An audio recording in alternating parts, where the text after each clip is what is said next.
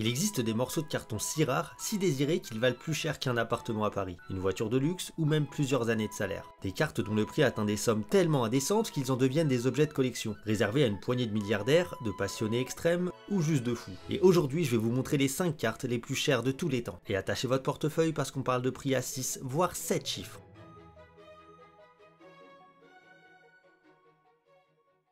Et en numéro 5, on aura le Dragon Blanc aux yeux bleus, la version prototype. Valeur estimée 85 000 à 400 000 $. Celle-là, vous la connaissez sûrement. Le Dragon Blanc aux yeux bleus, la carte emblématique de Seto Kaiba. Que vous connaissez Yu-Gi-Oh ou pas, tout le monde connaît cette carte. Mais ce n'est pas n'importe quelle version. On parle ici de prototypes ultra rares, comme la première édition anglaise, imprimée en Asie en 99, avant même la sortie officielle du jeu dans le reste du monde. Certaines ont été vendues en état PSA 10, à plus de 85 000 $. D'autres sont estimées bien au-delà. Ce qui en fait sa valeur, le personnage mythique qu'elle incarne, son ancienneté extrême et surtout une quantité ridiculement faible d'exemplaires en parfait état encore existants. Pour la petite anecdote, un exemplaire signé par le créateur Kazuki Takahashi a été considéré comme hors de prix par certains collectionneurs. Et quand je dis inestimable, eh bien elle a juste pas de prix en fait, pour faire simple. On n'arrive pas à lui donner un prix exact, tellement elle a de la valeur. C'est fou quand même, hein.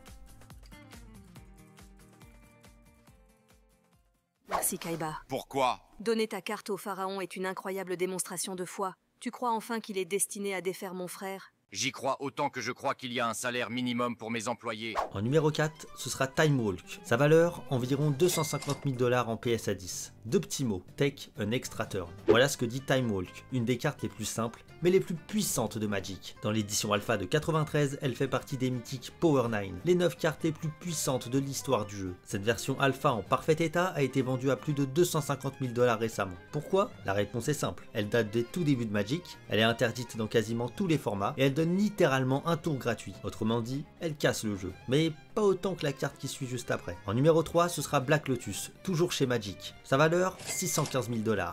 Ah, le Black Lotus, la carte de légende, celle dont tous les joueurs de Magic ont déjà rêvé.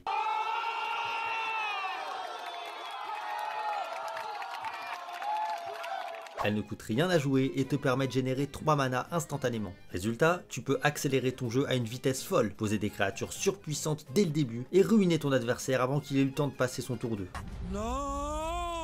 En 2011, une version signée par l'artiste Christopher Rush, en PSA 10, s'est vendue à 615 000 $. Elle est régulièrement surnommée la Mona Lisa des cartes à jouer, et elle ne cesse de prendre de la valeur. Pourquoi ? Parce qu'il n'en reste quasiment aucune en état parfait. Au-delà d'être forte, cette carte est vraiment extrêmement rare. Et c'est cette rareté combinée à sa puissance qui en ont fait une légende.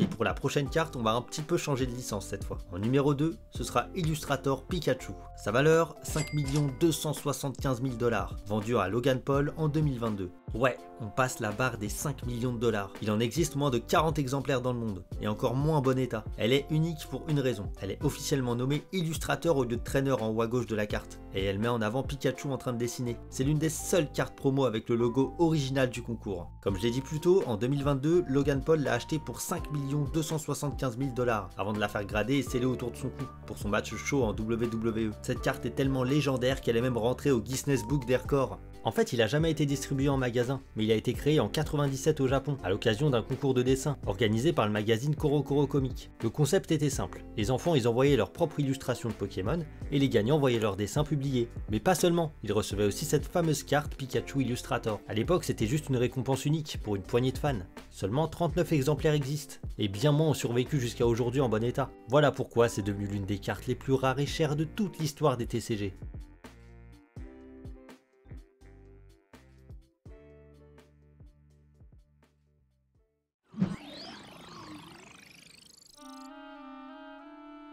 Bonjour. Oh Sacha, Sacha. Professeur Chen. Sacha. Je ne crois pas que nous ayons été présentés. Et pour la première place, on va retourner sur une carte de Magic. Et cette carte, c'est le One Ring. Sa valeur, 2 millions de $.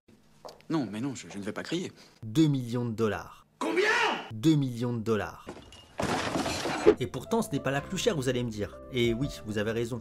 Mais la One Ring édition 1 sur 1 a été imprimée en un seul exemplaire mondial, pour célébrer la collaboration entre Magic et Seigneur des Anneaux. En 2023, elle a donc été vendue à 2 millions de $ à Post Malone. Cette carte est un cas unique. Une édition collector foil numérotée 001 sur 001, comme dans une fiction.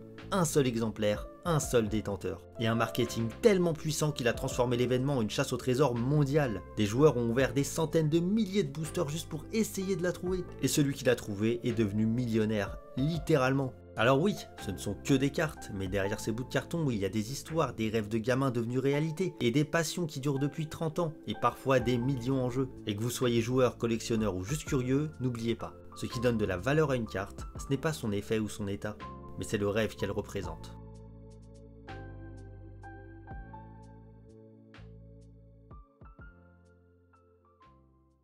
Bonjour, je suis l'arbre Mojo. Veux-tu rentrer dans mon tronc? Simulard.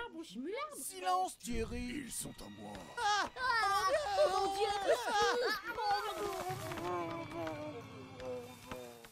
En tout cas, j'espère que la vidéo vous a plu car elle m'a pris énormément de temps. Si c'est le cas, vous pouvez vous abonner, liker et partager. N'hésitez pas à me dire ce que vous en avez pensé en commentaire. Je lis et je réponds évidemment à tout le monde. Moi, je vous dis à la prochaine et je vous souhaite une bonne soirée.